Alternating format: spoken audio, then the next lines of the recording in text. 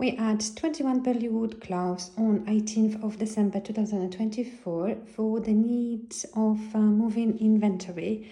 So we're going to test the smoke alarms. I'm in the entry hall. There is one detector located here. We can see the green light confirming it's working. Let's test it.